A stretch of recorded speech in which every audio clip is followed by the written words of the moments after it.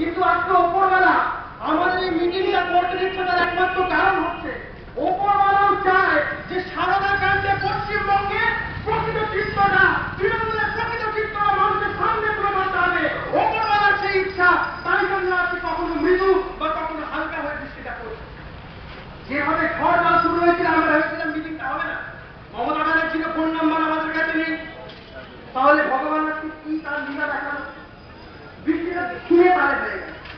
ভগবান চায় পশ্চিমবঙ্গের তৃণমূল সাংসদ, তৃণমূল বিধায়ক, তৃণমূল নেতা মমতা ব্যানার্জির প্রকৃত চিত্রটা বাংলার মানুষের কাছে পরিষ্কার হয়ে দাঁড়াক যে তিনি আজকে শুধুমাত্র জিৎ পান্ডের নেত্রী, তিনি তৃণমূল কংগ্রেসের নেত্রী নন, তিনি মানবাধিকার মানুষের নেত্রী নন, তিনি পশ্চিমবঙ্গের নেত্রী নন, শুধুমাত্র জিৎ পান্ডের নেত্রী মমতা বন্দ্যোপাধ্যায়। সেটাকে পরিষ্কার করবার জন্য আজকে আমাদের এই মিটিং। আজকে সেই মিটিং এর পারমিশন পুলিশ প্রশাসন দেয়নি, পুলিশ প্রশাসন আমাদের আজকে মিটিং এর পারমিশন দিয়েছে স্বয়ং ভগবান। পরিষ্কার করে বলে দিচ্ছে মানুষের কাছে আজকে এই হচ্ছে পশ্চিমবঙ্গের পরিস্থিতি। তাই তুলে ধরবার জন্য ছাত্র পরিষদ আজকে পথে নেমেছে। আমরা বিভিন্ন জায়গায় পথসভা করব, আমরা মানুষের কাছে বলবো এই পশ্চিমবঙ্গের সততার প্রতীকের পেছনে কি চিত্রটা লুকিয়ে আছে সেই জিনিস আজকে আমরা খোঁজা করে বলতে চাই। 13ই মে 2011 সাল পশ্চিমবঙ্গের পথ পরিবর্তন ঘটল। সেই দিনটা একমাত্র সবুজ আবির ফেলেছিলাম আমরা। তারপরের দিন থেকে আমার একবারও মনে হয়নি যে সিপিএম এর সরকার পরিবর্তন হয়েছে। আমার মনে হয়েছে বামফ্রন্ট সরকার পরিবর্তন হয়ে সিপিএম এর একটা বড় সংগঠন পশ্চিমবঙ্গের বুকে সরকার চালাচ্ছে, তার নাম তৃণমূল কংগ্রেস, তার নেত্রী মমতা বন্দ্যোপাধ্যায়। শুধুমাত্র জাতি চেঞ্জ করে ফেললাম, শুধুমাত্র তৃণমূল কংগ্রেস ফেললাম, কংগ্রেসের নামটাকে কলুষিত করলাম, সোনিয়া গান্ধীর হাত ধরলাম। পশ্চিমবঙ্গকে শাসন করা যাবে না, কংগ্রেসীরা সবকিছু বরদাস্ত করবে না। 2009 সাল তুমি চাইলে আকাশ, আমরা দিলাম। 2011 সাল মাত্র 66টা সিট নিয়ে কংগ্রেস জোটবদ্ধ হলো, তুমি যা চাইলে তাই দিলাম। তুমি যখন 2011 সালের পরে একের পর এক বাংলার মানুষের রক্ত চাইলে সেখানেই দাঁড়িয়ে বিরোধিতা করলো কংগ্রেস, সেখানেই দাঁড়িয়ে বিরোধিতা করলো ছাত্র পরিষদ। বাংলার মানুষের রক্তের সাথে আপোষ আমরা করতে পারবো না, বাংলার মানুষের রক্তের সাথে আপোষ আমরা করতে পারবো না।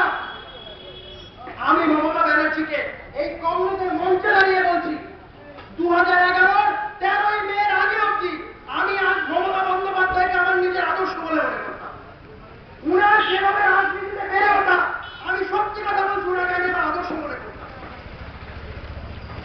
2011 সালের 13ই মে পরে ওই বেড়াল ছানার যেভাবে চোখ ফোটে, আমার চোখটা ফুটে গেল।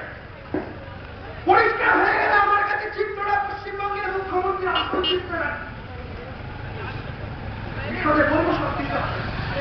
দেখুন, আজকে আমরা একটা মারাত্মক তাজমহলের পরিস্থিতির মধ্যে দিয়ে যাচ্ছি। বিশ্বের যে কোনো জায়গা, যে কোনো বৃহত্তর মুভমেন্ট, সেখানে কিন্তু পথ দেখিয়েছে ছাত্ররা। আজকে আমি দায়িত্ব নিয়ে বলছি, আমাদের এখানে এতজন যে যুব ছাত্ররা রয়েছে, আমাদের গাইড করার জন্য সিনিয়র লিডারশিপরা রয়েছে, এই এতগুলো যুব ছাত্রের মধ্যে কেউ পৌরসভার কন্ট্রাক্টারি করে না, কেউ কলেজের দালালি করে না, তাও তারা ছাত্র পরিষদ করে, তাও তারা যুব কংগ্রেস করে। এটাই আমাদের গর্ব, এটাই ছাত্র পরিষদের গর্ব। 13ই মে পরে জার্সি চেঞ্জ করে অদ্ভুত ব্যাপার আমি আপনাদের বলি। আমি 13ই মে নির্বাচনের কাউন্টিং এর সময় ছিলাম। এমন কিছু এলিমেন্ট আমি দেখেছি যাদের এক পকেটে সিপিএম এর পতাকা আর এক পকেটে তৃণমূলের পতাকা। বুঝতে পারছে না কে জিতবে। যে মুহূর্তে তৃণমূল জিতল, পকেট থেকে তৃণমূলের পতাকাটা বার করে সিপিএম এর পতাকাটা ফেলে দিয়ে, লাল হাবিবটা ফেলে দিয়ে, সারা মুখে সবুজ আবি মাটি দিয়ে বলছি ইনকলাব জিন্দাবাদ, বলছি ইনকলাব জিন্দাবাদ।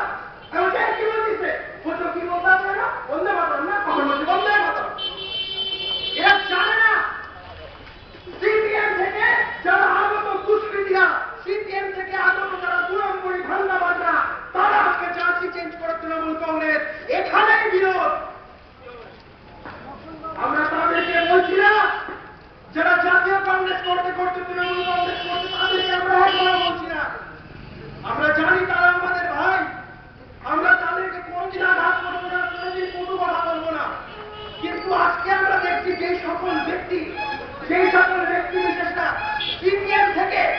তুই আমার